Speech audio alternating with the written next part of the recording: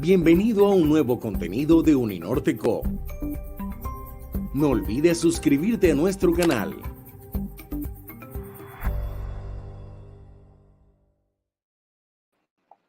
Muy buenos días. En nombre de la quinta versión de la Cátedra Global Uninorte, les damos una muy cordial bienvenida al evento Si falla un método anticonceptivo, ¿quién es responsable?, para el cual contamos con la especial participación de la doctora Olenka Wolcott de la Universidad Colegio Mayor de Cundinamarca, junto con las profesoras de Uninorte, Karen Cabrera y Daniela Navarro. Los dejamos con la profesora Karen, quien está a cargo de la sesión. Bienvenidos todos.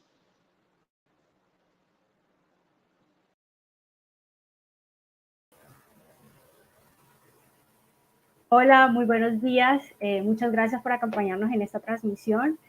Tal como lo anunció Lara, en esta oportunidad hablaremos sobre quién es responsable cuando un método anticonceptivo falla desde la perspectiva de la responsabilidad civil. En esta oportunidad, también como anunció Lara, pues contamos con la intervención de una invitada muy especial, que es la doctora Olenka, que es abogada de la Universidad de Lima, es doctora en Derecho de la Escuela Superior de Perfeccionamiento de SEANA Pisa, es docente, investigadora de la Universidad Colegio Mayor de Cundinamarca y de la Universidad Católica de Colombia, autora de libros y artículos especializados en el área de Derecho Privado. Y por supuesto nuestra invitada de la casa, Daniela Navarro Reyes, que es abogada de la Universidad del Norte, especialista en Derecho de Civil y Familia, magíster en Derecho y doctora en Derecho de la Universidad del Rosario y también autora del libro del consentimiento informado en la praxis médica. Actualmente, como había anunciado, es profesora investigadora de la Universidad del Norte.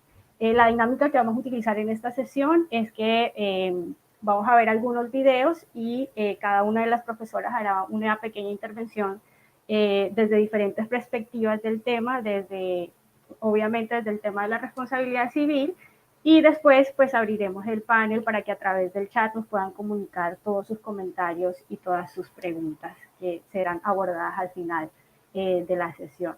Simplemente para introducir el tema, tal como su título lo anuncia, es un tema controversial que puede ser visto desde diferentes aristas del derecho. En esta oportunidad pues haremos énfasis desde la responsabilidad civil, desde el consentimiento informado, y solamente para que tengamos como una perspectiva general del tema, quiero hacer mucho énfasis en qué hacemos con método anticonceptivo. Entonces, en este sentido, podemos dividir esos métodos en dos clases, digámoslo así. Una, que es la esterilización voluntaria, en donde están procedimientos como la vasectomía, la ligadura de trompas, este procedimiento que se llama la histerectomía, que es la extracción de todos los órganos reproductivos de la mujer. También tenemos usos o métodos anticonceptivos que son temporales, como los que nosotros conocemos normalmente, que son las pastillas, esta de la T, todo lo que tiene que ver con la regulación de hormonas. Y por último, también un punto súper importante para tener en cuenta en este tema tan controversial es que en algunos escenarios puede considerarse el aborto como una forma de controlar la natalidad o controlar la libertad sexual o los derechos reproductivos de la mujer. Entonces, a continuación veremos un pequeño video sobre los anticonceptivos fallidos y sobre esos derechos a través del derecho internacional público, cómo son protegidos para tener una perspectiva mayor sobre el tema.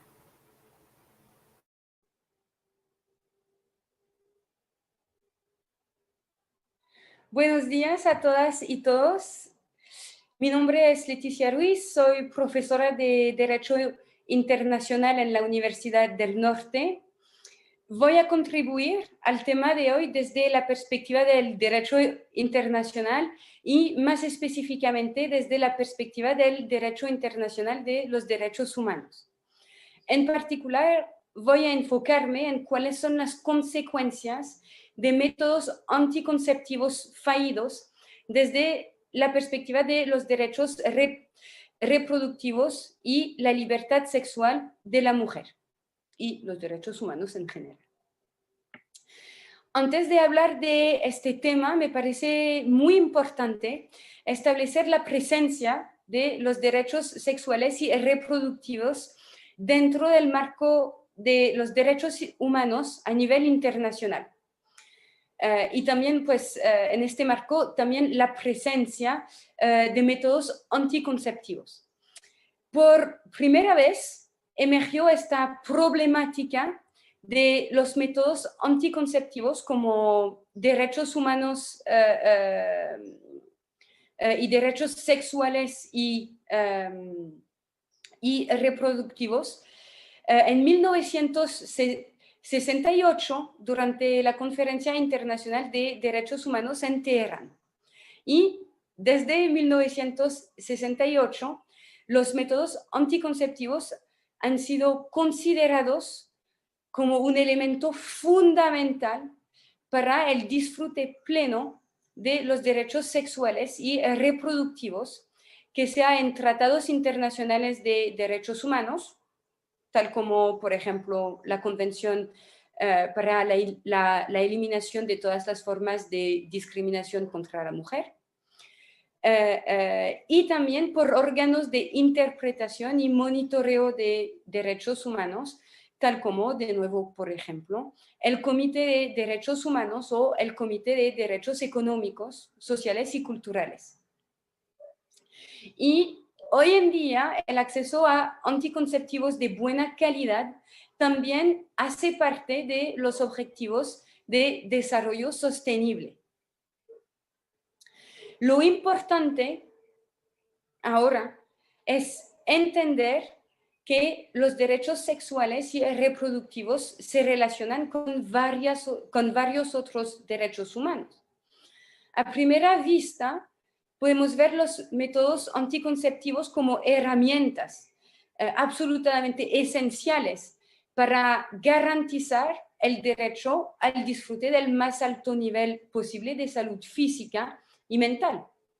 También para garantizar la autonomía de las mujeres sobre su propio cuerpo. Por eso, por ejemplo, el uso de métodos anticonceptivos permite a las mujeres elegir cuándo y cuántos hijos quieren tener. Permite también reducir el número de embarazos no deseados y entonces disminuir el riesgo de mortalidad materna y morbilidad a largo plazo. Podemos deducir de eso entonces que los métodos anticonceptivos también permiten proteger el derecho a la vida, el derecho a la integridad física y mental de las mujeres. Pero la lista de derechos humanos afectados por el uso de métodos anticonceptivos no se limita a estos derechos que acabo de mencionar, sino se extiende a muchos otros. Y eso nos muestra que los métodos anticonceptivos, pues, su uso, impactan las vidas de las mujeres en muchos aspectos diferentes. Por ejemplo, el uso de métodos anticonceptivos protege los derechos humanos a la educación, al trabajo, a la no discriminación, a la igualdad entre hombres y mujeres. Si regresamos un momento al tema de hoy, podemos fácilmente imaginar que un método anticonceptivo ineficaz puede afectar, por ejemplo, el derecho a la educación de una adolescente. También puede poner en peligro la vida de una mujer por los riesgos asociados con el embarazo o con un aborto inseguro. También puede afectar el derecho al trabajo de una mujer quien se encuentra en una situación en la que no puede regular su fertilidad como lo quisiera. El derecho internacional de los derechos humanos, entonces, se ha enfocado mucho más en asegurar el acceso a métodos anticonceptivos que en el establecimiento de estándares de calidad para estos métodos. Bueno, agradecemos mucho a la profesora Leticia que desde la perspectiva de los derechos humanos pues nos compartió un poco lo que pasa respecto a los métodos anticonceptivos. Simplemente para aterrizar un poco el tema a nuestra realidad y a nuestra legislación, quisiera hacer como algunas anotaciones. Y es que los derechos que están asociados a los métodos anticonceptivos se encuentran validados a partir del artículo 42 de la Constitución Política, que menciona que todas las parejas pues tienen derecho a decidir libre y responsablemente el número de hijos. Este artículo pues obviamente ha sido desarrollado a través de sentencias de la Corte Constitucional, en donde ha hecho algunas apreciaciones que creo que son importantes nombrar en este evento para ya dar paso a lo que tiene que ver con la responsabilidad civil. Primero es que a través de la sentencia C-131 del 2014, la Corte Constitucional ya menciona que el uso de métodos anticonceptivos tiene una muy grande asociación con otra clase de derechos, como por ejemplo el derecho a la vida digna, el derecho al libre desarrollo de la personalidad, a la igualdad, un derecho súper fundamental e importante que también va a ser desarrollado en este evento, que tiene que ver con el derecho a la información, por supuesto el derecho a la salud y también el derecho a la educación. No solamente, como nos comentaba Leticia en el video, respecto a la educación que se necesita para hacer uso de estos métodos anticonceptivos, sino qué pasa cuando efectivamente el método anticonceptivo falla y se ve truncado otra clase de derechos en el ejercicio ya, sobre todo las mujeres en la maternidad. Esta sentencia también es muy importante porque menciona lo que tiene que ver con la autodeterminación reproductiva, que recae generalmente sobre la mujer, y también menciona que deben ser sancionadas todas las conductas que tengan que ver con algún tipo de violencia física, psicológica o actos de discriminación en lo que tiene que ver con la facultad que tiene la mujer de decidir si quiere quedar embarazada o no, si quiere tener hijos o no. Nuevamente, como primer precedente, esta sentencia menciona lo que tiene que ver con el derecho a la información de los métodos anticonceptivos. Posteriormente tenemos la sentencia T665 del 2017, que es una sentencia sobre una menor de edad con síndrome de Down, en donde sus familiares quieren que se le practique un método anticonceptivo decisivo, que es definitivo. Y en esta sentencia, a pesar de que se aparta un poco de la discusión de los métodos anticonceptivos cuando son por decisión propia, lo que menciona que es muy importante para nuestro tema es que está prohibida, por supuesto, la esterilización forzada, y en este sentido menciona que el Estado siempre debe garantizar los métodos anticonceptivos seguros, pero sobre todo la información, una información que permita a la persona que va a utilizar el método anticonceptivo saber con certeza, por ejemplo, cuál es la eficacia de este método anticonceptivo. Por ejemplo, si este es definitivo o no, si es temporal, cuánto es el tiempo que se puede utilizar y de qué forma. Posteriormente tenemos la sentencia de unificación 096 del 2018, en donde también viene un concepto muy interesante que también se ha traspolado a lo que tiene que ver con la responsabilidad civil, y es el que tiene que ver con la autodeterminación reproductiva. Ya es el consentimiento que da la mujer, pues hacemos mucho énfasis en la mujer, pero esto también puede recaer sobre el hombre, sobre la libertad que tiene para decidir cuál es el método anticonceptivo que quiere utilizar. Pero más allá de eso, es que en el ejercicio de esta autodeterminación reproductiva no deben haber obstáculos ni de los médicos ni del Estado para tener acceso a los mismos. Esto también hace referencia mucho a la autonomía personal que debe tener cada una de estas personas al poder decidir cuál es el método con el que se quiere casar o con el que se siente más cómodo o más cómoda. Y también habla sobre los derechos que puede tener en algunos escenarios el padre respecto a la decisión que tiene la mujer sobre quedar embarazada, ¿no? Y para terminar tenemos la sentencia T508 del 2019, que habla de un concepto también nuevo que es importante también, que es el derecho al diagnóstico. Y esta sentencia, cuando habla del derecho al diagnóstico, dice que esta tiene tres aristas. La primera, que es la identificación de la patología o del procedimiento que se quiera hacer la persona. Segundo es la valoración que se hace respecto a ese querer en este caso, de la mujer. Y tercero, la prescripción. Y en este sentido, la prescripción hace referencia a la información que le da el médico respecto a ese método anticonceptivo, sobre la eficacia que tiene el mismo y por qué decidir sobre uno respecto al otro. En particular, esta sentencia dice que cuando se habla de prescripción, el médico debe dar con exactitud cuál es el máximo de certeza que tiene respecto a los medicamentos o al método anticonceptivo que está prescribiendo.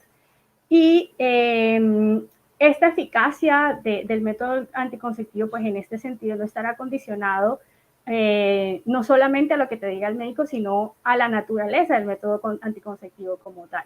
Que si bien por autodeterminación tanto de la mujer como del hombre, se supone que tú también deberías saber en qué consiste, el médico sí tiene la obligación de darte la información completa sobre lo que pasa en esta clase de escenarios.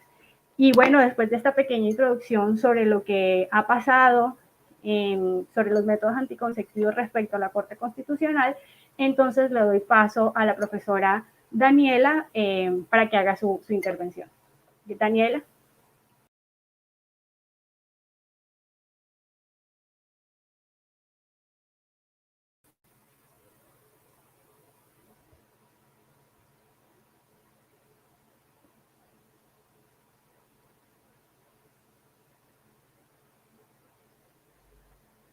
Bueno, creo que tenemos algunos problemas con el internet de Daniela, entonces pues darle un espacio para que pueda solucionar sus inconvenientes. Entonces doy ahora entonces pie pues para que la doctora Olenka entonces haga su intervención y procederemos entonces a retomar con la doctora Daniela posteriormente. Doctora Olenka.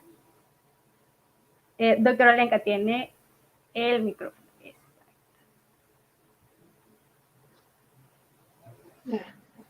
Bueno, doctora Karen, Cabrera, doctora Daniela, me hubiera gustado intervenir después de la doctora Daniela, que iba a tratar el tema del consentimiento informado, la importancia de la información en la responsabilidad médica y particularmente en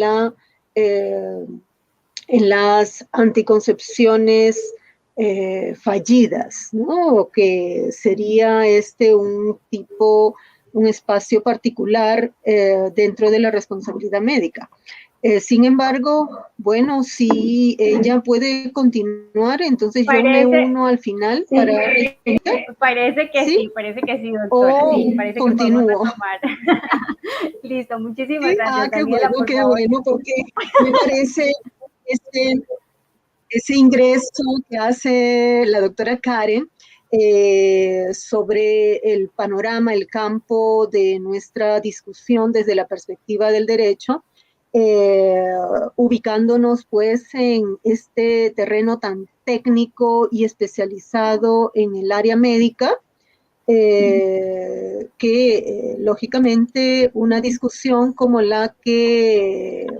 unas reflexiones como las que estamos expresando en este espacio que nos ofrece la Universidad del Norte, nos permite invitar a los médicos que son parte también del problema, y quizás más adelante podamos tener una interacción con ellos, porque la perspectiva jurídica es una que tenemos nosotros clara en las bases, y plantean muchas aristas, como en este caso de las anticoncepciones fallidas para el derecho, las consecuencias jurídicas que puede tener para quienes tengan alguna pretensión indemnizatoria o de protección constitucional, como lo presenta la doctora Karen muy bien al inicio. Sin embargo, corresponde pues a un tema técnico en el que nosotros abordamos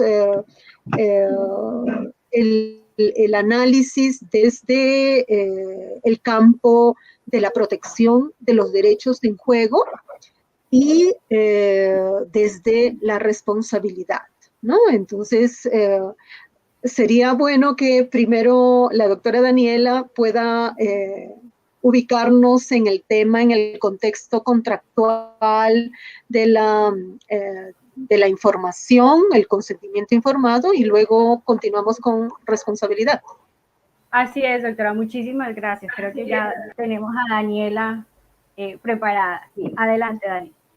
Ok, como decía la doctora Olenka, antes de poder analizar el tema de la responsabilidad civil por anticoncepciones fallidas, es necesario abordar la obligación médica en sí en materia de estos métodos anticonceptivos, tanto desde su práctica clínica, así como el deber de información.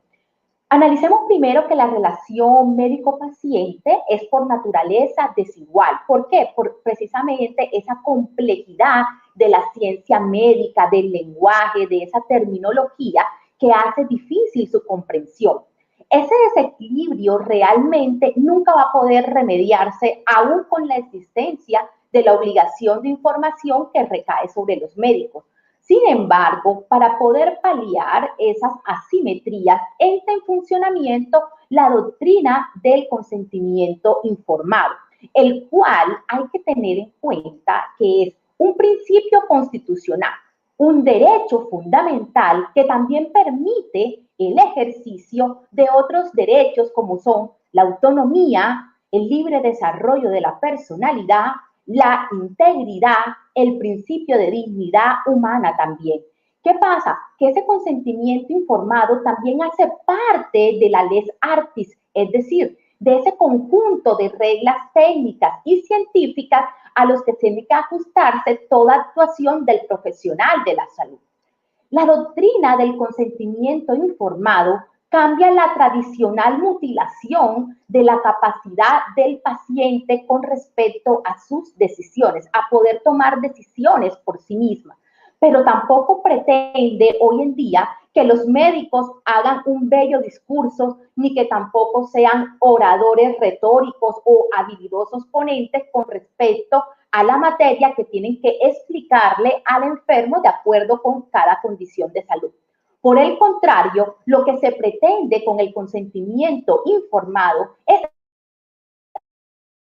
dar hoy al signo dos exigencias que son fundamentales del Logos Kalos de Platón, que es precisamente adecuación real de las necesidades del paciente y empleo de la palabra según el arte, diciéndola bien y saber en todo momento qué se dice con ella, por qué, cuál es la razón para que la otra persona pueda captar esa información, ese mensaje que el médico le quiere transmitir. El consentimiento informado busca entonces directamente establecer comunicaciones efectivas que requieren dos instantes. Uno, que es la información, y segundo, la decisión. Por eso es que se dice que el consentimiento informado no es simplemente una firma, una autorización, sino que es todo un proceso que va acompañado de una información constante y es lo que finalmente va a permitir que el paciente pueda ejercer su derecho de autodeterminación, que el médico asimismo tenga legitimidad para poder obrar respecto del cuerpo del paciente y asimismo que se establezca una verdadera relación de confianza entre el médico y el paciente. El libre desarrollo de la personalidad y la libertad reproductivas como garantías fundamentales y por ende como bienes que son jurídicamente protegidos exigen que la decisión del paciente, hombre, mujer, parejas, respecto de la procreación sea una decisión completamente libre, pero que también sea informada. Entonces, el ejercicio de la libertad reproductiva implica la obligación de los prestadores de salud, tanto público una información completa respecto de los métodos anticonceptivos. ¿Cuáles son esas opciones que están disponibles? Suministrar el método anticonceptivo que más se adapte a las necesidades y a los requerimientos de ese paciente y brindar el seguimiento para su uso, para que así las personas y las parejas puedan ejercer realmente ese derecho de libertad de reproducción y así saber cuántos hijos van a tener, su número y el distanciamiento entre cada uno de ellos. De igual forma, la información en estos casos debe comprender de los posibles métodos anticonceptivos, porque no solamente es decir, este es el método anticonceptivo que usted debe utilizar, sino cuáles son sus riesgos, cuáles son los efectos secundarios que pueden darse. En las mujeres, por ejemplo, posibles cambios en el sangrado vaginal. ¿Cuáles son las ventajas de utilizar este método anticonceptivo respecto del otro? ¿Cuáles son entonces también las desventajas? Y algo que no debe olvidarse, pero que lastimosamente es lo que pasa mucho en la práctica, es decir, la efectividad de cada método anticonceptivo y el posible tiempo de retorno a la fertilidad cuando éste se retira o cuando ya deja de usarse. Asimismo, explicarle al paciente cuáles son las prevenciones y cuáles son los cuidados una vez se inicia el tratamiento, porque en muchos casos la efectividad no se alcanza de manera inmediata. Y por eso de pronto usted puede escuchar supuesto, como ocurrió en una sentencia que analizó el Consejo de Estado, que llevaba una mujer con la aplicación de unas ampollas mensuales y a la tercera ampolla había ya quedado en estado de embarazo antes de la aplicación de la tercera ampolla. Entonces, por eso es importante que una información amplia va a permitir el logro y la efectividad de estos tratamientos anticonceptivos. Hay algo que debe tenerse muy presente y es que los anticonceptivos, estos métodos no son 100% seguros. No hay ningún método hoy por hoy que se pueda categorizar con una efectividad del 100%. Por ello, aún en condiciones adecuadas, con un suministro adecuado y siguiendo todas las indicaciones, puede presentarse un embarazo. Por eso es importante saber cuáles son los grados de efectividad o de eficacia de cada uno de ellos para que el interesado pueda tomar las decisiones correspondientes y las medidas en caso de que la efectividad, por ejemplo, sea baja. Por ello tenemos, por ejemplo, el Ministerio de Salud nos da un listado y nos dice, mire, los implantes intrauterinos de cobre tienen una efectividad del 99%, los anillos vaginales del 91%, las pastillas 91%, el parche 91%. Entonces ahí nos podemos dar cuenta que ningún método anticonceptivo va al 100%. Por tanto, no es suficiente que un medicamento sea administrado o colocado un implante si no se informa su utilización de forma adecuada, lo cual va a resultar esencial al momento de poder analizar el tema de la responsabilidad. En algunos casos, y como ya se había mencionado por la doctora Karen, algunas personas van a preferir decisiones más definitivas, como son las esterilizaciones, ligaduras de trompa en mujeres o la vasectomía en los hombres, lo cual amerita una información mucho más detallada, porque en estos casos también puede darse la llamada recanalización espontánea. Por lo tanto, se pueden generar unos embarazos no deseados. De allí que se requiere que la revelación, la información que se le brinde al paciente, a las parejas, sea con respecto no solamente a los riesgos, sino cuáles son esos cuidados y esas prevenciones que deben tener en cuenta. Téngase presente, por ejemplo, que en el caso de las ligaduras de trompa, muchas veces pensamos que esto es 100% seguro, pero los estudios científicos nos demuestran que puede haber una posibilidad de fracaso entre 0.1 a un 0.3%, al igual que en las vasectomías del 0.1 al 0.4% aproximadamente. Jurídicamente, teniendo en cuenta cuál es este deber de información del médico con respecto a su paciente, uno se puede preguntar, ¿Qué tipo de obligación encierra para el profesional de la medicina la información y la implantación de un método anticonceptivo o procedimientos de esterilización? Con relación a la implantación, en la doctrina se han manejado dos supuestos. Por un lado, lo consideran como una obligación de resultado al tener que lograr la colocación efectiva del mismo o llevar a cabo de forma satisfactoria la esterilización, porque en estos casos se expone que la contingencia se reduce a la mínima expresión. Otra parte de la doctrina se ha ido por las obligaciones de medios bajo un régimen de responsabilidad subjetiva con culpa probada, teniendo en cuenta que el conocimiento de la ciencia médica resulta limitado. Su indeterminabilidad es una característica propia de la medicina y esto, señores, permite precisamente una dificultad para poder garantizar unos resultados precisos. Asimismo, en toda intervención o en todo procedimiento o con cualquier suministro de un medicamento, se pueden presentar factores endógenos y factores exógenos que pueden estar también directamente relacionados con el estado de salud del paciente, puede incidir de manera determinante en un resultado que no es deseado.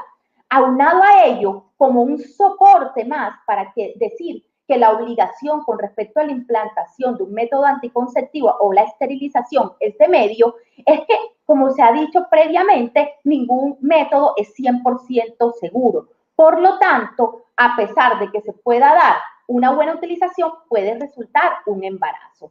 Con respecto ahora a la obligación de casos, dar la información y recabar el consentimiento del paciente son consideradas desde la perspectiva que yo apoyo a través de mis estudios como unas obligaciones de resultados que se verifican simplemente con la ejecución de ese acto y con su constancia en la historia clínica. Pero, y ojo con esto, lo correspondiente a lo que tiene que ver con la adecuación, transmisión, garantía de comprensión y discernimiento de la información y decisión consciente del paciente son obligaciones de medios, donde el galeno se compromete a desplegar si bien todas sus capacidades y todas sus habilidades en procura de que ese receptor de la información capte la mayor parte posible del contenido que le está siendo suministrado, al margen de poder asegurar un resultado específico, porque eso realmente escaparía del control médico, lo que no significa que el médico no deba actuar con diligencia, con cuidado y demostrar todas sus habilidades y utilizar mecanismos de apoyo para poder transmitir esa información. De esta manera, entonces, el mensaje general va orientado a que la información sea dada de forma comprensible, pero también adaptada a las circunstancias particulares del interesado. No basta entonces con que se dé simplemente la explicación con unas palabras sencillas y accesibles, sino que también se requiere que se observen las condiciones particulares de cada paciente. Por ejemplo, cuáles son sus condiciones culturales, psicológicas, si requiere de un tipo de ayudas para poder tomar la decisión. Esto con el propósito de que se pueda ajustar el lenguaje y así poder facilitar la información y ponerla al alcance de ese paciente en particular. ¿Esto qué significa? Que ese proceso de revelación de la información no puede ser entonces ni mecánico ni superficial. El alcance del deber de información, entonces, en estos casos, uno se pregunta, ¿hasta dónde debe llegar la información en materia de los métodos anticonceptivos? Porque hemos hablado de los riesgos. Para esto, entonces, revisamos el Código de Ética Médica colombiano, la Ley 23 del 81 y su decreto reglamentario, y encontramos el criterio de que la información debe versar respecto de los riesgos previstos. Pero ante estas circunstancias, uno se pregunta, ¿debe el médico informar de los riesgos previstos pero si estos son muy remotos o de los previstos, pero completamente atípicos. Hay que señalar, por ejemplo, que en una sentencia de la Corte Suprema de Justicia de 2015 se dijo que cuando la probabilidad de los riesgos era demasiado remota o de difícil previsión, se justificaba el silencio médico. Ahora entonces, esto adaptándolo directamente al tema de las anticoncepciones, será que en el caso de ligaduras de trompa y de vasectomías, donde el riesgo es mínimo, como lo acabamos de ver, 0.1 al 0.3 y 0.4%, no hay que informarlo entonces. Soy partidaria, bajo este análisis, que todos los riesgos, por mínimo que parezcan, deben ser informados, porque precisamente este riesgo mínimo se puede concretar y generar, en el caso que se estudia, unos embarazos no deseados. Esto no implica, señores, que el médico no deba utilizar índices de probabilidades al momento de exponer su información. Al contrario, esto es una herramienta que puede ayudar a superar las angustias y saber cómo es la efectividad de ese procedimiento. La oposición, porque sé que muchos de ustedes se pueden estar pensando, pero ¿cómo el médico va a explicar todo esto y qué tiempo? Precisamente eso es uno de los obstáculos que uno puede encontrar para un buen manejo del proceso del consentimiento informado. Pero hay que buscar realmente que ese consentimiento informado no sea simplemente una ilusión, porque realmente, a pesar de que nuestra medicina, nuestro sistema de salud, hoy por hoy, como lo ejemplifica Bedoya, es una medicina de 15 minutos que está destinada a atender un mayor número de usuarios bajo el entendido de una empresa médica, y se ha olvidado la calidad de la prestación del servicio y el fortalecimiento de esa relación de confianza entre el médico y el paciente a través de la comunicación. Hay que propender realmente por una medicina, un ejercicio de la medicina enfocado a su humanización, para poder garantizar los derechos del paciente, y así entonces vamos a pasar de una ilusión, de un cuento de hadas, a una realidad efectiva del consentimiento. Porque cuando se crea esa cultura del consentimiento informado, es mucho más fácil su ejecución, porque hay que tener presente que una negación u obstaculización en el acceso a una información veraz, a una información completa e imparcial sobre los métodos anticonceptivos, sus riesgos, ventajas, consecuencias, cuidados, va a un atentado directo contra la libertad reproductiva de las personas. Gracias. Bueno, doctora Daniela, muchísimas gracias por tan interesante intervención. Ahora invito a la doctora Olenka para seguir desarrollando este tema tan interesante. Algunas percepciones previas, el enfoque que nos ha presentado la doctora Navarro, después de haber introducido todo lo que tiene que ver con el desarrollo de la Corte Constitucional, tiene que ver sobre el consentimiento informado, sobre esta obligación del médico de dar la información pertinente, que es en donde se concreta la relación médico-paciente. Y pues ahora doy lugar a la doctora Olenka para que concretemos el tema respecto a los elementos de la responsabilidad civil y cuáles son los que se deben verificar en esta clase de casos. Gracias, doctora.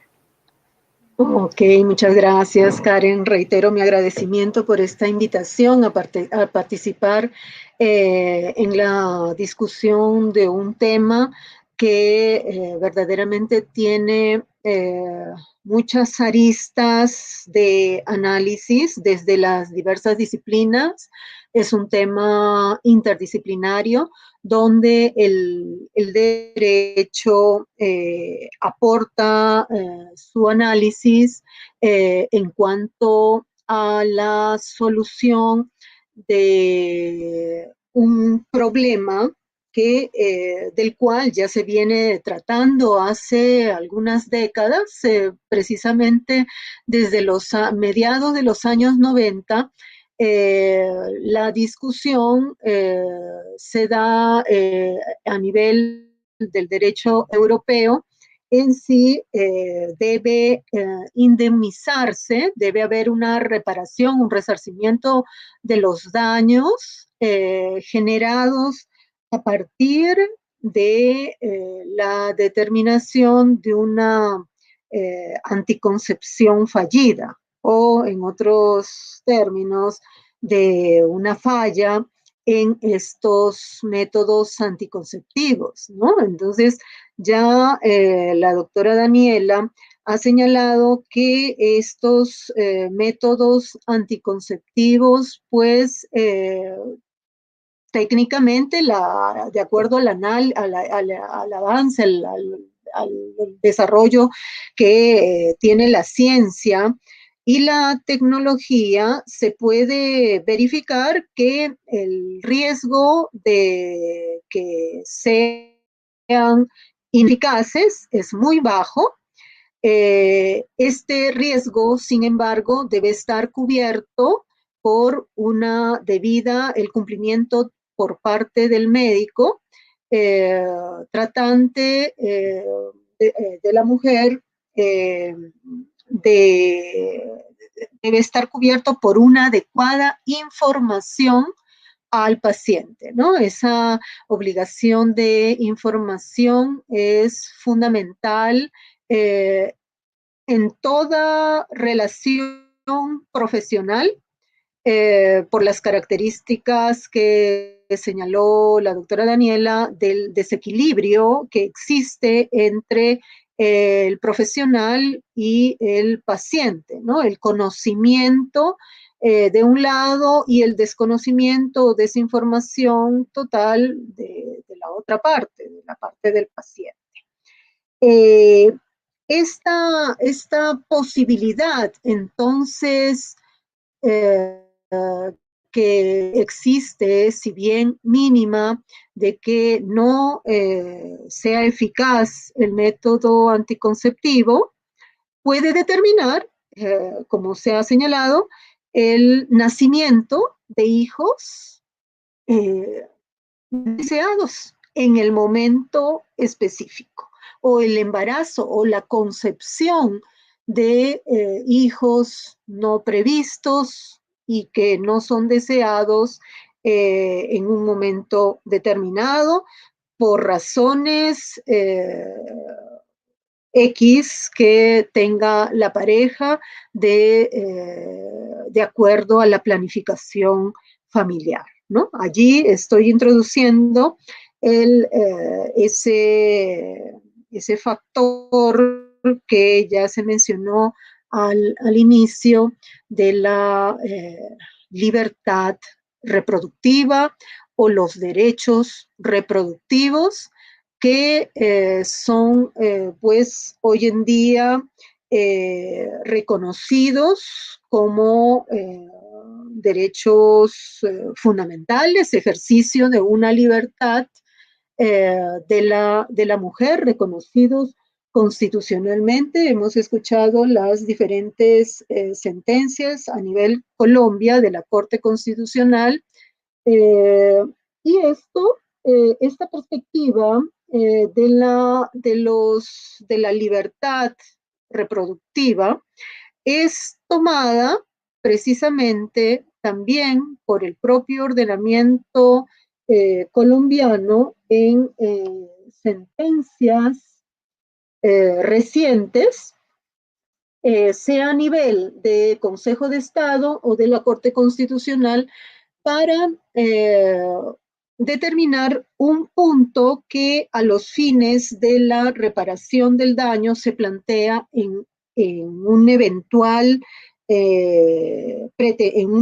pretensión resarcitoria o indemnizatoria de los daños.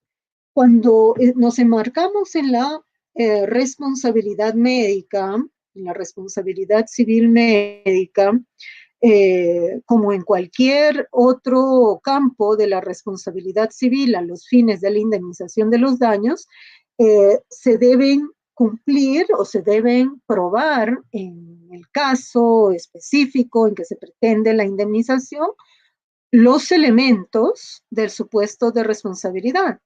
partimos de la prueba del daño, la relación causal con el hecho generador del daño.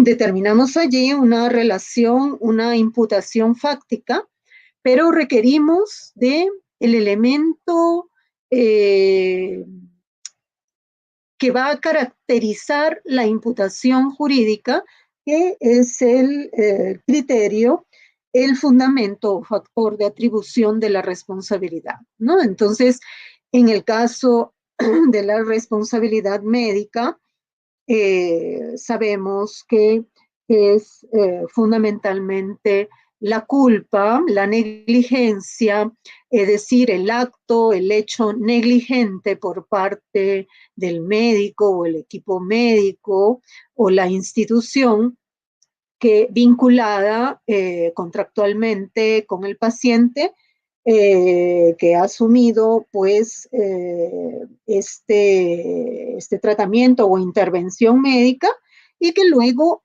ese criterio de imputación subjetivo, la negligencia, la culpa, permite la determinación del responsable del daño. Eso es en términos generales en el marco de la responsabilidad médica.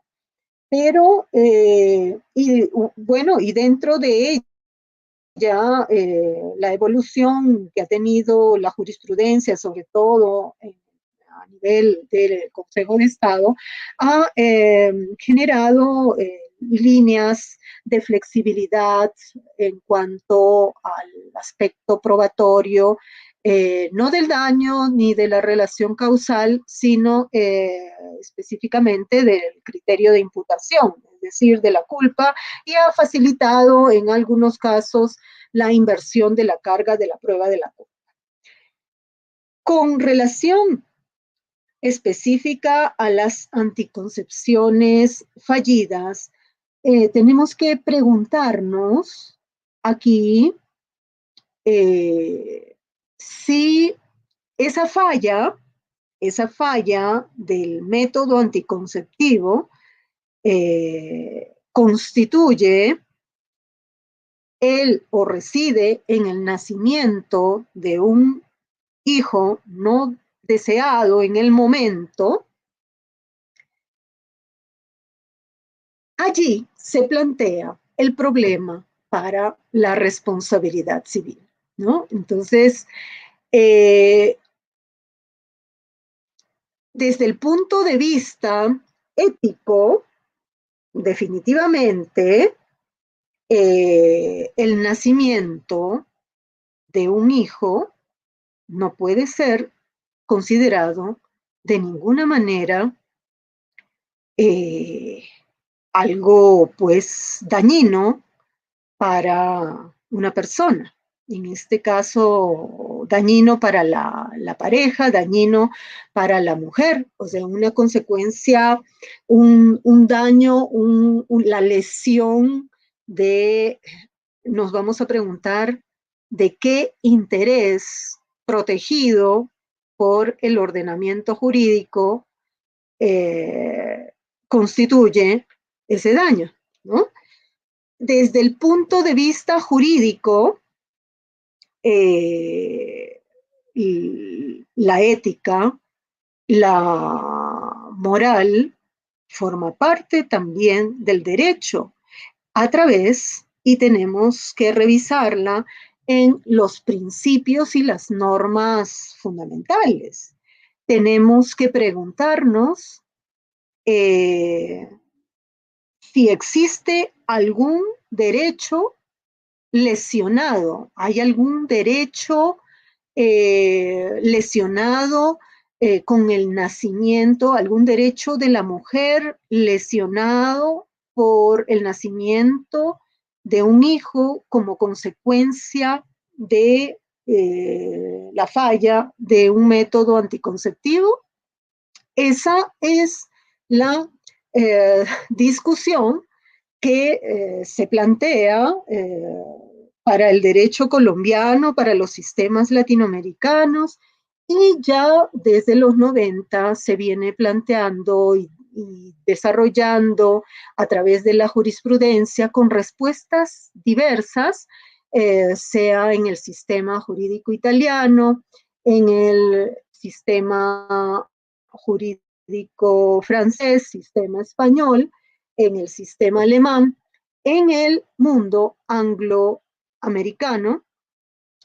Y las respuestas son disímiles y en la propia jurisprudencia de los países se encuentran, o sea, posiciones, decisiones jurisprudenciales opuestas en un momento a favor de la indemnización de los daños sobre la base de de no haberse dado la oportunidad a la pareja o a la mujer de decidir, ¿no?, el embarazo, de no habérsele dado la oportunidad de decidir y tener una organización para pues asumir un embarazo, y en otros casos negarse completamente la indemnización de los daños, partiendo de que el nacimiento pues, de un hijo no puede ser considerado un daño en sí mismo. Esta precisión en sí mismo, el nacimiento no puede ser un daño en sí mismo, es importante porque no se está negando la posibilidad de que el resarcimiento del daño se dé, sea viable como consecuencia de un acto, una intervención negligente probada del médico, los médicos que han intervenido, que han participado en en este acto médico, sea, por ejemplo, de ligadura de trompas, de vasectomía, de la colocación de este dispositivo DIU, que es otro método anticonceptivo, cuyas fallas propias del acto médico pueden haber, o sea, errores, equivocaciones en la intervención misma, pueden haber dado lugar a esa consecuencia que es el nacimiento de un hijo como producto de esta anticoncepción fallida, pero generada por un acto de negligencia médica. Esa perspectiva del nacimiento de un hijo en estas condiciones, sí, no tiene pues objeción desde el punto de vista de la responsabilidad civil, desde que allí es posible identificar la relación causal, ¿no?, entre el hecho, la actividad del médico, lo que no hizo o lo que hizo mal, y el resultado no logrado.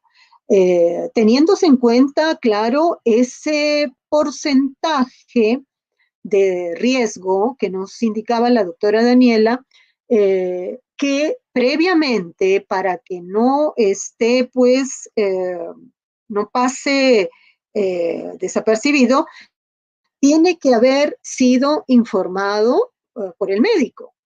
En otros casos, también que procede la indemnización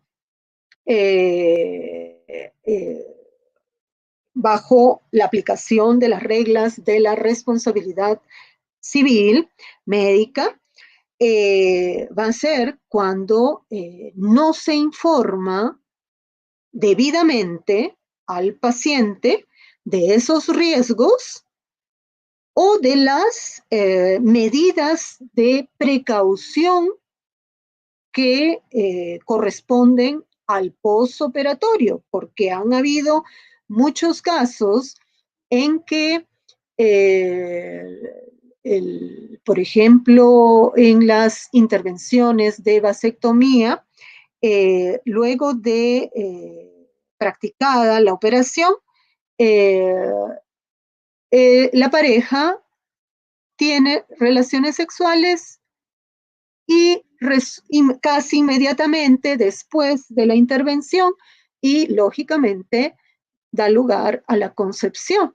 En este caso, si el paciente no atendió a las indicaciones del médico, porque existen esas medidas de precaución luego en la etapa del postoperatorio, allí tendríamos claramente enfocada una situación de participación o determinación, hecho determinante, pues en este caso de la víctima, del paciente, para haber generado en contravención a las indicaciones médicas, haber permitido el desenlace de la operación, ¿no? Allí, en esos casos, no se ve mayor problema. ¿Dónde es que se han tenido los problemas? Vamos a examinar 2 puntos en cuanto al análisis de la relación de causalidad y, de otro lado, en cuanto a la determinación de la existencia del daño.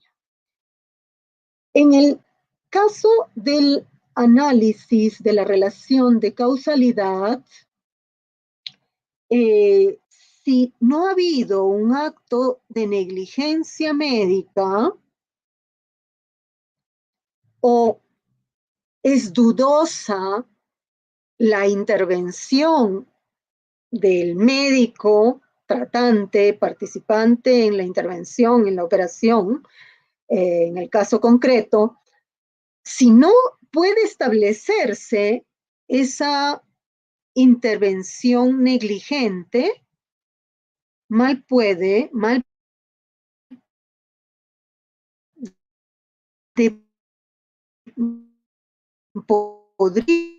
establecerse. Sin embargo, traemos a colación una famosa sentencia que en su momento, el 17 de noviembre del 2000, se dicta en Francia. A partir, esta sentencia es conocida como la sentencia Perruche.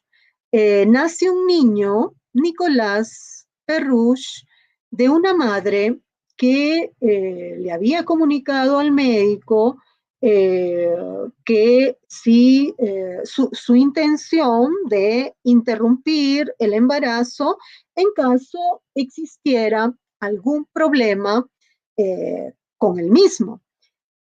Sucedió en este caso que la madre, su otra hija menor, había tenido rubiola y la madre en embarazo temió que estaba pues también con rubiola.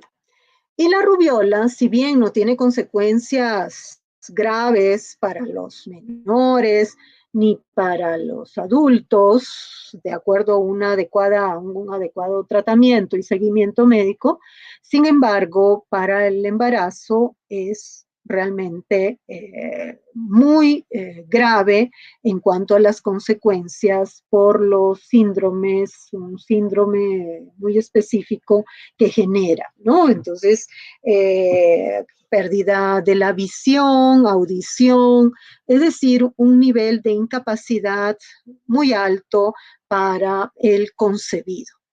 Esto fue lo que se dio en este caso. Pero, ¿qué sucede con los exámenes? Los exámenes del laboratorio fueron contradictorios, no había claridad, ¿no? O sea, el médico actuó de acuerdo al examen de laboratorio. Luego, posteriormente, ya el embarazo estaba muy avanzado, se hizo un segundo examen y allí el otro examen de laboratorio resultó positivo, pero el embarazo ya tenía que continuar y nació un niño, Nicolás Perruch, con serísimas lesiones, ¿no? Esto generó la demanda de los padres y demandaban por el daño sufrido, padecido por los padres como consecuencia, atribuyéndole una negligencia médica tanto al laboratorio como al médico, y la demanda también se hizo en representación del menor por pues esta enfermedad que llevaría pues de por vida, por todo el resto de su vida. La casación francesa del 17 de noviembre del 2000 determinó la responsabilidad médica por negligencia y solidaria con los laboratorios que emitieron pues los exámenes, sea el positivo, sea el negativo, y en este caso, aquí lo que sucedió luego fue analizado por la doctrina francesa y por la doctrina europea en general. Se estableció una responsabilidad basada en una incierta relación causal. Esto asombró, llamó la atención y no obstante, a pesar de ello, tal vez muy impactada la jurisprudencia, impactados los jueces por las consecuencias, ¿no? Por el nivel del daño, la gravedad del daño generado, pero donde no existía una relación de causalidad específica, concreta y clara para el caso concreto. Entonces, esas críticas las tuvo la sentencia, pero no solo desde esa perspectiva, sino la otra perspectiva fue la del daño. La pregunta que nos hacíamos, ¿se configura aquí un daño por el nacimiento de un hijo enfermo? ¿Cuál es el interés? ¿Cuál es el interés o el derecho vulnerado para la configuración del daño?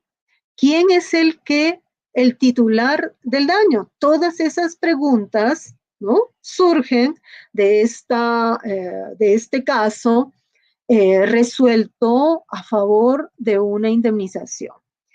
Tanta fue la discusión que ya en ciernes de la elaboración de la ley famosa, conocida, aún vigente en Francia, la ley de los derechos del paciente, y la calidad del sistema de salud del 2002, la ley 303 del 4 de marzo del 2002, fíjense, el análisis doctrinario y jurisprudencial que motivó esta sentencia a nivel de este país, de Francia, y también del derecho europeo, terminó trascendiendo en el artículo 1 de esta ley. Nadie se puede puede tomar como base un perjuicio por el solo hecho del nacimiento. Es decir, que nadie puede tomar como fundamento el nacimiento para la indemnización del daño en sí mismo, ¿no? Con esto queda a salvo la posibilidad de que sí se dé una relación de causalidad y que se verifique el hecho generador, en el caso de la responsabilidad médica, la negligencia. Ese es el punto de partida de la ley, pero la trascendencia de esta ley francesa, y que ese es el problema con el que después nosotros, los demás sistemas, nos vamos a encontrar, cómo vamos a cubrir una vida, ¿no?, de un menor en esas condiciones, las dificultades económicas del tratamiento. En eso nosotros pensamos, lógicamente, desde una perspectiva de sistema de salud con coordenadas o lineamientos o principios diferentes. La ley francesa, muy interesante, propone un sistema de solidaridad, ¿no?, de solidaridad social. Esto genera la posibilidad y realidad de atención permanente en toda su dimensión a un menor a cualquier persona afectada por una incapacidad, ¿no? Esa es ya una perspectiva de seguridad social, ¿no?, que comparte el espacio con la responsabilidad civil hasta donde puede llegar la responsabilidad civil. Sería complejo que el sistema de responsabilidad civil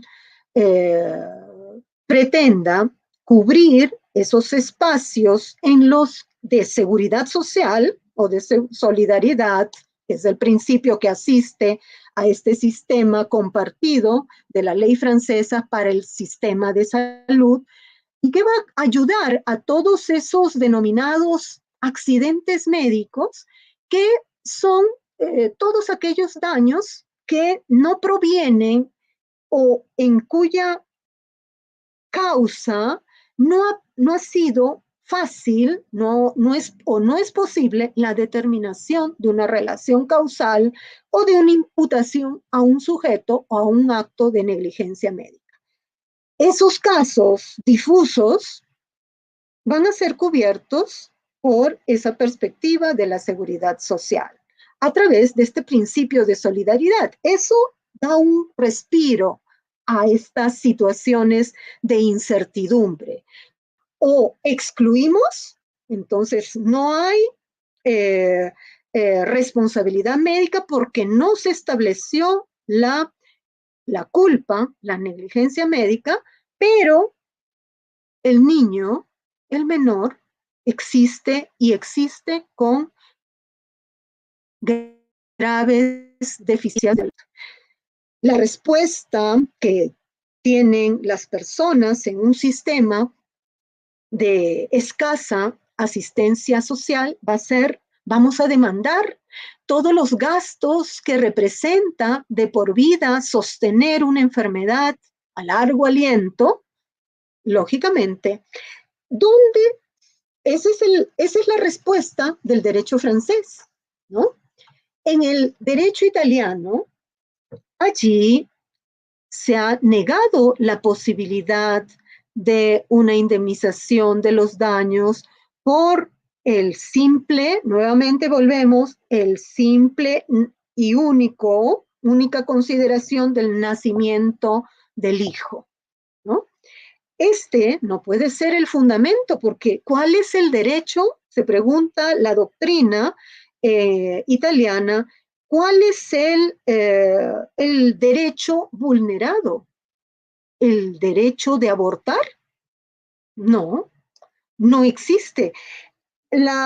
es muy difusa, considera la doctrina italiana, la consideración, o sea, elevar a la categoría de un derecho el ejercicio de la autodeterminación reproductiva. Muy difícil. Y entonces, ¿para qué ese esfuerzo de encontrar el interés jurídicamente tutelado? Para la configuración de la noción del daño injusto, ¿no? El daño injusto del derecho italiano, que justificaría el supuesto de responsabilidad. Entonces, en los casos que no exista una negligencia médica por el simple hecho del nacimiento, es muy difícil que pueda procederse a una indemnización.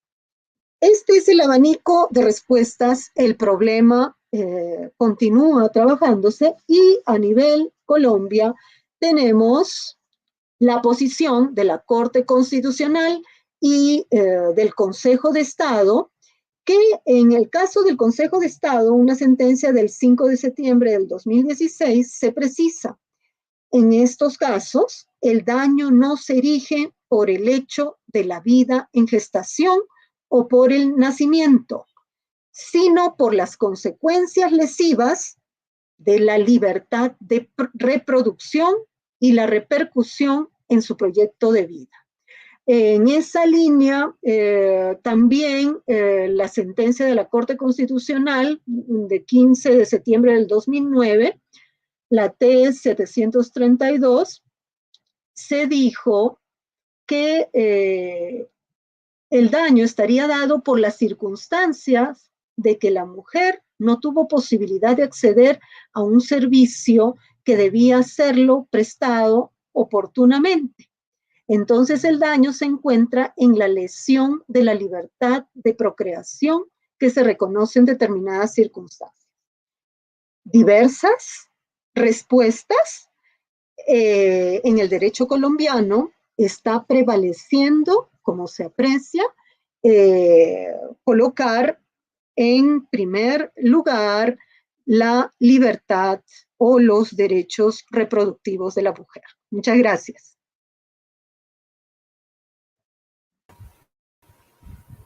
Muchas gracias, doctora, por tan interesante intervención y esta perspectiva general de la responsabilidad civil en estos escenarios. Uno de los puntos que mencionaba la doctora, que nos parece también súper interesante, es el punto ético, y es éticamente qué se puede considerar respecto al nacimiento de un hijo que no era esperado. Y para finalizar y abrir la ronda de preguntas y comentarios, nos disponemos a pasar un pequeño video sobre uno de nuestros profesores de la universidad que nos presenta esta visión. ¿Qué pasa cuando un método anticonceptivo falla y finalmente nace un niño que no era esperado? Entonces, veremos el video y procederemos a las preguntas y comentarios. Hola, buenos días. Mi nombre es Iván Maecha. Yo soy profesor en la Universidad del Norte en materias como Teoría del Derecho y Filosofía del Derecho. Hoy estoy aquí gracias a la invitación de Daniela y de Karen a aportar algunas reflexiones acerca del tema que nos convoca. ¿Quién tiene la responsabilidad por una falla en un método anticonceptivo? Y específicamente voy a empezar desde una noción muy simple de responsabilidad, o ser responsable es hacerse cargo de las consecuencias de nuestras acciones. Así que tenemos al menos 3 aspectos a tener en cuenta: el sujeto que comete una acción, la acción que es cometida y la consecuencia de esa acción. Y generalmente hablamos de responsabilidad cuando esa consecuencia es negativa. Me voy a centrar un poquito en las consecuencias, porque no podemos determinar quién es responsable a menos que determinemos que hay un daño, que hay una consecuencia negativa por la acción de un sujeto.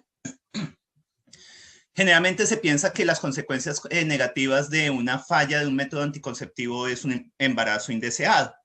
digamos, esa es la mayoría de las situaciones que ocurren son embarazos indeseados. Pero también podemos pensar en procedimientos anticonceptivos que fallan y causan otro tipo de daños. Por ejemplo, infertilidad permanente. Una vasectomía mal hecha, una ligadura de trompas mal hechas puede causar justamente lo opuesto, no un embarazo, sino la imposibilidad de estar embarazados.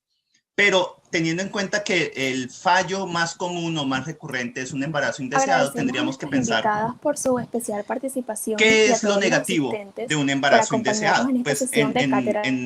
ya en el contexto de indeseado, que no se quiere, ya iría en algo, implicaría ir en contra de la voluntad del consentimiento de las personas, de la mujer en particular, porque generalmente estas situaciones afectan mayoritariamente a las mujeres, por eso tenemos que adoptar una postura de género para analizar este tipo de situaciones. Y esta idea de que es indeseado afectaría, digamos, el ejercicio de las capacidades de las mujeres, no solamente su consentimiento, sino la posibilidad de ejercer otros derechos, por ejemplo, el derecho a la educación, el derecho al trabajo, etcétera, etcétera. Pero al menos, y esta es la pregunta directa que me hacen las organizadoras, ¿en qué sentido podríamos decir que traer una vida al mundo desde el punto de vista filosófico es un daño? Desde la filosofía podemos argumentar desde las dos posiciones. Vivir es un bien, la vida es un bien y por eso lo consideramos como un valor importante a ser protegido, pero también hay filósofos que piensan que vivir no es un bien, es un daño. Es causarle un daño a la persona que entra, que empieza, que es traída a la vida. Y si pensamos así, no solamente los embarazos indeseados son dañinos, causan daños, sino también los de embarazos deseados. Cualquier tipo de embarazo va a tener como consecuencia un daño a la vida de la persona que está por nacer. Si lo pensamos así, tiene sentido, por ejemplo, hablar de que los padres son responsables por sus hijos. Como les causan un daño a sus hijos al traerlos a la vida, los padres deben responder por las consecuencias negativas de sus acciones, traer el niño al mundo.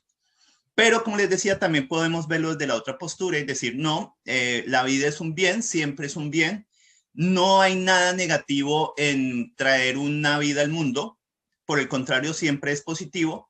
Así que el embarazo sea deseado o indeseado, en tanto que trae una vida al mundo y traer una vida al mundo es considerado bueno, pues no hay ningún daño ahí, no habría ninguna consecuencia negativa. Y nuevamente, lo negativo no sería exactamente el embarazo, sino el que haya sido deseado o indeseado. Y justamente el nivel de responsabilidad estaría dado por quién es el que afecta o qué sujeto, cuál sujeto incidiría en que una persona que no desea tener un hijo termine teniéndolo. Eso es lo que podrías decir súper cortico. Listo, muchas gracias. Ojalá tengan una muy buena discusión. Hasta luego.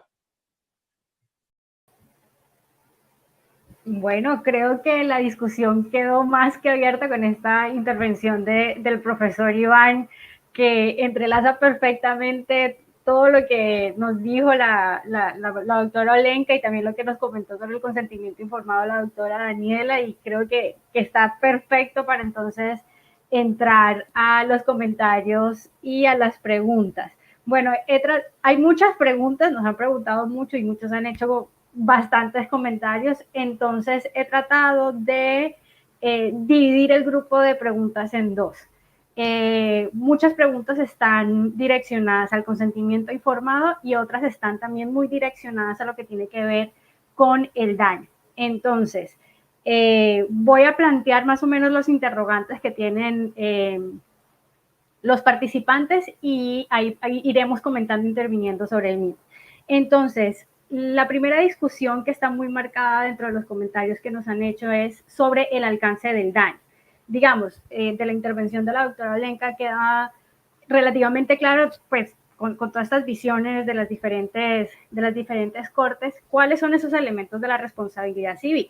Pero algo que crea ahí como muchas dudas es el alcance de esos daños, ¿no? Entonces, por ejemplo, nos dicen, ¿qué pasa si el paciente tenía una patología médica anterior y se le prescribe este método anticonceptivo y falla? También nos preguntan ¿qué pasa sobre los daños que se ocasionan cuando estos métodos anticonceptivos son fallidos, pero respecto a los efectos secundarios, no solamente de la persona que que se hace el tratamiento, sino sobre la persona que nace, ¿no? Después de esta.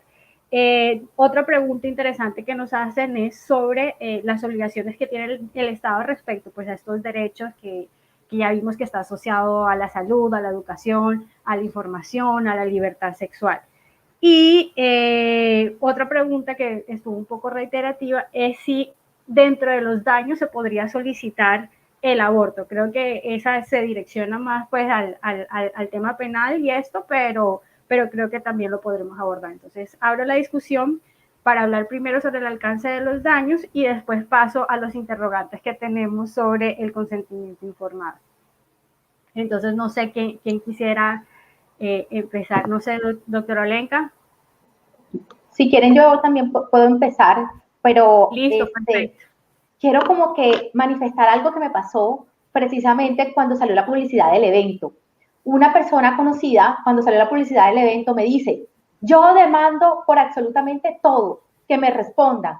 Y yo le dije, ok, ¿qué es absolutamente todo?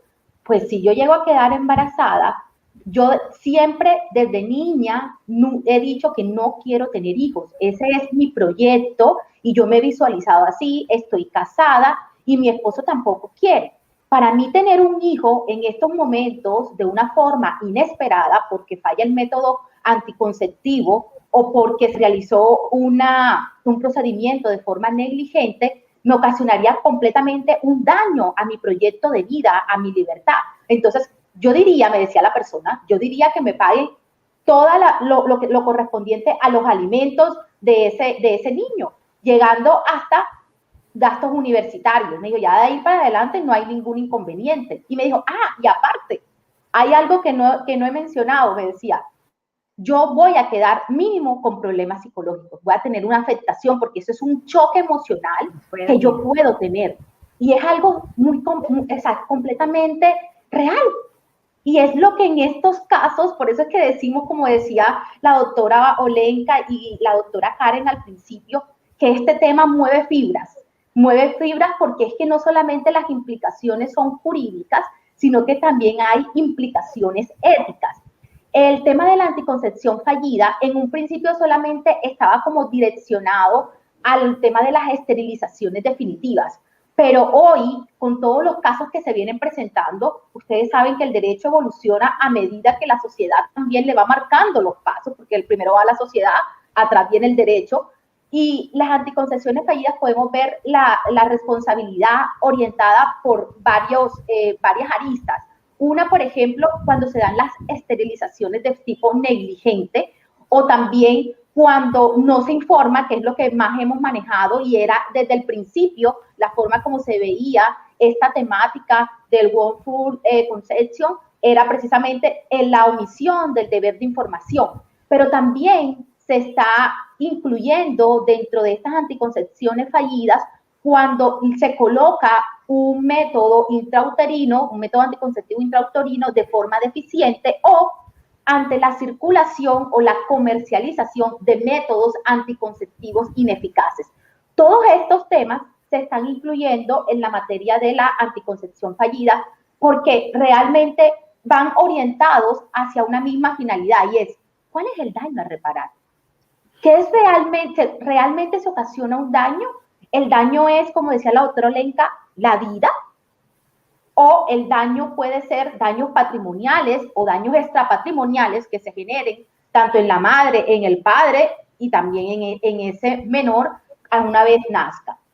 Entonces, estos temas, precisamente, muy bien lo explicó la doctora Olenka. Entonces, como están haciendo la pregunta, solamente como una forma de concretar a los asistentes y de los que hayan también llegado después de la explicación, es que hay unas posturas, pero la postura mayoritaria a nivel jurídico es que la vida en sí misma no puede considerarse un daño, porque es un bien preciado. Y aparte dice, es que hay que también tener presente que cuando una persona queda embarazada y luego posteriormente nace ese niño, hay que mirar cuáles son los efectos positivos en la vida de esa familia que trae el nacimiento de ese hijo. Como me decía mi madre en estos días, hija, es que el nacimiento de un hijo es una bendición.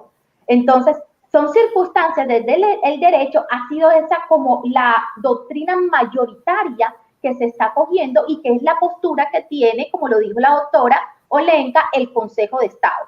Por lo tanto, la lesión que se mira directamente ante estos casos es una lesión a la libertad de procrear, tanto en el hombre como en la mujer, como esa afectación a tu proyecto, a tu libertad reproductiva y a decidir tu número de hijos, pero directamente lo relacionado con el nacimiento del niño, que te cubran todos los gastos de alimentos, no es la posición en la mayoría de los países. Sin embargo, sí encontramos uno que otros supuestos. Por ejemplo, hubo una sentencia en Barcelona más o menos como de 2015, de 2016, en donde se reconoció el derecho de alimentos que tenía ese niño. Y se le permitió entonces, se le condenó entonces a la institución prestadora de salud, que pueden ser los responsables, la institución prestadora de salud o el médico. Recuerden que la solidaridad aquí se puede dar de tipo solidaria y también ahí dependería si estamos ante un ente público, un ente privado, pero en principio es el médico y la institución de salud, teniendo en cuenta nuestro sistema colombiano, se les condenó para que ellos asumieran todos los gastos de alimentos. ¿Qué pasa? Que estos gastos de alimentos, si bien por lo menos en Barcelona fue una sola sentencia que se encontró al respecto, el Tribunal, por ejemplo, Supremo, ha mantenido la línea que los alimentos, esa obligación alimentaria es propia de los padres. Es una obligación de tipo familiar que nace por el simple hecho de tú dar luz, dar vida a una persona. Por lo tanto, esa obligación de alimentos se considera intransferible a un tercero que no está dentro de las categorías para que puedan asumir esa obligación alimentaria. Por otra parte, en lugares donde se ha aceptado que se reconozcan una serie de daños, más allá de ese daño moral, de ese daño extrapatrimonial, que puede ser esa afectación a la libertad de procrear, se ha considerado, y por lo menos esta parte a mí me pone a pensar un poco, y me parece que como que me voy como hacia ese lado, que aparte del reconocimiento del daño moral, se puedan de pronto reconocer los gastos generados a raíz del embarazo, los gastos médicos directamente y los gastos que serían también los de la licencia en caso tal de que la persona no cuente con ese apoyo económico. También para hacer referencia del caso que me he acordado, porque son muchos casos que se van dando, pero estos son los minoritarios, en un lugar, ahora no recuerdo exactamente dónde fue, que se dio el problema fue por una vasectomía, se dio la recanalización de los canales y la persona el hombre dejó embarazada a su mujer y tuvieron gemelas. En estos casos, entonces se decía que se iba a reconocer no se iba a reconocer los alimentos, pero sí entonces los gastos generados a raíz del embarazo. Y es que la gente se pone a pensar mucho, es que si uno va acude a un método de planificación familiar es porque realmente no quiere quedar en embarazo. Entonces ahí es donde vienen estos movimientos éticos, estos movimientos religiosos aparte y los movimientos relacionados con el aspecto jurídico. Y nosotros en el aspecto jurídico tenemos que ser muy cuidadosos, porque no todo daño, como decía De Cupis, no todo daño que pueda presentarse en una persona va a ser objeto del derecho para poder llegar a su resarcimiento, porque si no, el grupo de daños se sacaría de un límite y diríamos que nosotros vamos a responder por absolutamente todo lo que pase en la sociedad. Por eso siempre tiene que haber unos límites a nivel jurídico y uno tiene que mirar también las consecuencias que se puedan presentar a posterior. En mi punto de vista, con respecto al tema del aborto, aquí en Colombia no sería viable porque nosotros tenemos 3 posturas solamente en donde se ha aceptado por la Corte Constitucional cuáles son los casos en donde se permite el aborto en Colombia. Entonces, el hecho de que falle un método anticonceptivo no está relacionado dentro de esos supuestos y no podemos abrir el abanico del aborto en Colombia mientras no haya una regulación al respecto. Y finalmente, con el tema que me concierne relacionado con el consentimiento informado, recuérdese que el consentimiento informado debe ser previo a la autorización para un procedimiento. La información, entonces, es lo primero en ese proceso. Primero se da la información para que el paciente posteriormente decida si acepta o no ese procedimiento, ese método anticonceptivo, luego de hacer una valoración de las ventajas y de las desventajas de acuerdo con sus gustos o de acuerdo con sus requerimientos. ¿Qué es lo que pasa con el consentimiento? Que de pronto yo también veía por allí en las preguntas. Había una como que exonera o no ese consentimiento informado. Precisamente por eso es la invitación que se hace al sistema de salud en general a que la información sea brindada de forma amplia y sea dada de una forma comprensible a cada paciente en particular. Miren, si se da esa información, se garantiza en sí mismo los derechos de los usuarios de salud. Y aparte de eso, que no quiero que se vea la medicina y que se utilice el consentimiento desde la perspectiva de una medicina defensiva, pero no podemos obviar que también se cubren los médicos al hacer una obligación de la mejor forma y que, mire, entonces garantizo los derechos, pero al mismo tiempo también protejo mi ejercicio y futuras demandas. Muchísimas gracias. Bueno, algunas preguntas también que teníamos respecto al consentimiento informado, espero que nos alcance el tiempo, también eran respecto a cómo debe ser ese consentimiento, cuándo es necesario, que ya Daniela lo abordó, si había alguna regulación técnica respecto a cómo debe ser el mismo y cuándo habría lugar a la exoneración. Entonces, doctora Olenka, tiene usted el uso de la palabra para hacernos sus apreciaciones sobre estos dos temas en concreto. Primero, el alcance del daño y segundo, el alcance del consentimiento informado. Reiterando lo que hemos pues señalado en cuanto a la determinación del daño, las posiciones, o sea, la identificación del daño en estos casos que sobre todo se dan en relación a los nacimientos por anticoncepciones fallidas, en los nacimientos de hijos con minusvalía, ¿no? Con condiciones de discapacidad. Hoy nos referimos a esas condiciones de discapacidad y ya no a la incapacidad. En relación a estas situaciones, y en cambio aquí marcamos la diferencia con el nacimiento una vez fallado la falla del método anticonceptivo, el nacimiento de hijos sanos. En ese caso, no debería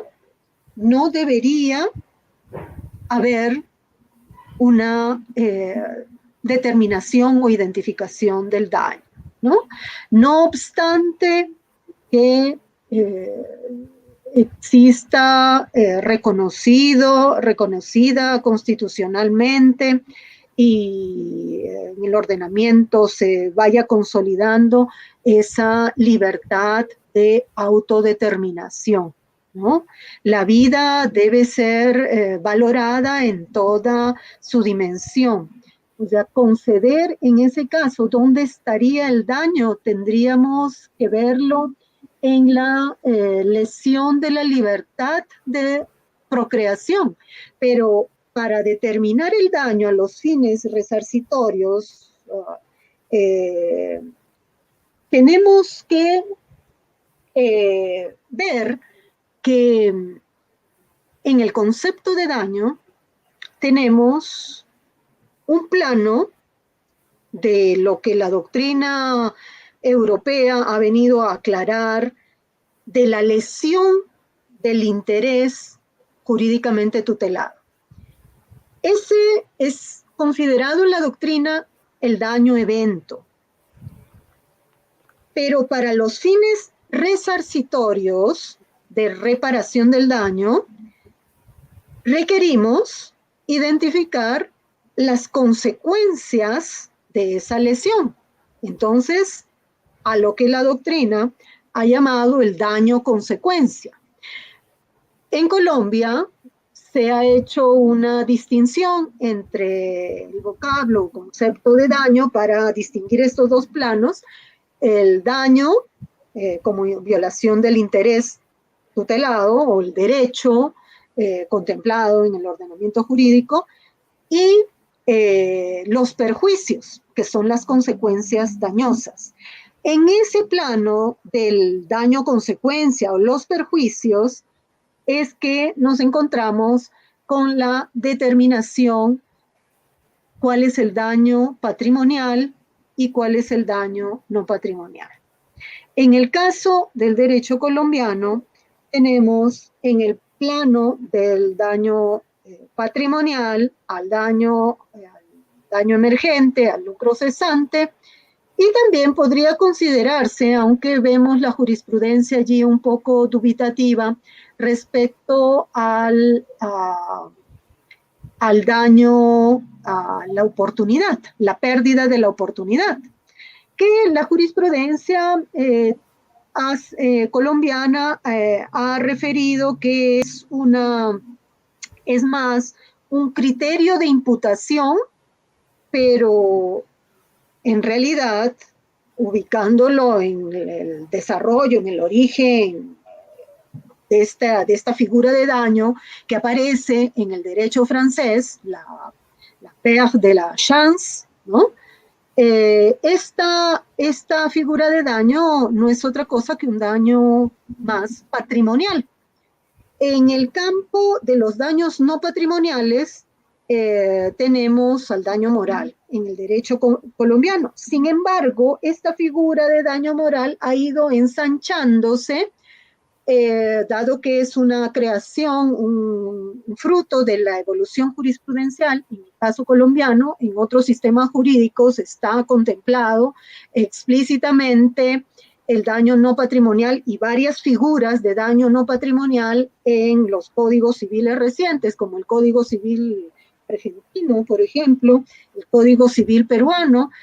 Tenemos identificada una figura de daño a la persona como la lesión, y allí coincidimos, podría darse la posibilidad desde esta perspectiva del daño a la persona configurarse por la lesión de la libertad de procreación que tiene la mujer, la libertad a la procreación, configurarse en sí mismo un daño no patrimonial, donde el daño evento, es decir, la lesión directa del interés jurídicamente tutelado, es la lesión de la libertad de la procreación, pero en sí mismo, en el caso del daño a la persona, configura el mismo daño no patrimonial.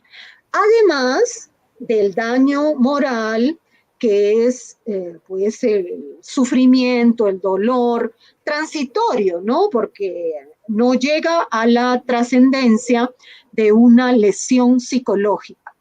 Estas son las figuras de daño que se pueden determinar a partir de las consecuencias de la vulneración de la libertad de procreación, pero que desde mi perspectiva, y creo estar en armonía con la tendencia de la doctrina generalizada, tendría que plantearse la indemnización en los casos en que el hijo haya nacido con una minusvalía, ¿no? Entonces, siempre y cuando haya además una relación causal establecida, probada, con una determinación, una generación producida por la negligencia médica, ¿no? Entonces, esa es mi perspectiva, una inclinación, una posición a adoptar, evitando abrir, como dice la doctora Karen, la brecha de daños indemnizables por el hecho solo y único, el simple hecho del nacimiento de un hijo como consecuencia de una anticoncepción fallida, ¿no? Entonces, es un problema serio que se dilata, o sea, a mi modo de ver, en los sistemas en que no tenemos o carecemos o tenemos vacíos en nuestros sistemas de salud y atención social para, pues, cubrir las consecuencias de una enfermedad a largo tiempo o permanentes, daño, o sea, enfermedades que son, pues, de por vida, ¿no? Hasta donde pueda resistir el organismo de la persona nacida con esta minusvalía. Muchas gracias. Bueno, muchísimas gracias a la doctora Lenka por haber aceptado esta invitación. Muchas gracias a la doctora Daniela también por su intervención. Muchas gracias a los asistentes, muchas gracias por sus preguntas. Lástima que no, como siempre, no nos alcanza el tiempo para abordarlas todas, pero bueno, creo que queda la discusión abierta. Ojalá podamos crear más espacios para seguir contribuyendo a estos temas en donde, además de que hay muchas controversias, también hay mucho trabajo desde el derecho para ofrecer soluciones. Muchísimas gracias a todos. Muchas gracias a ustedes.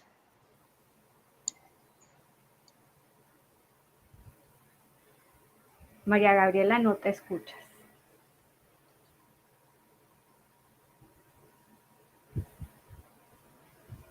No, creo que...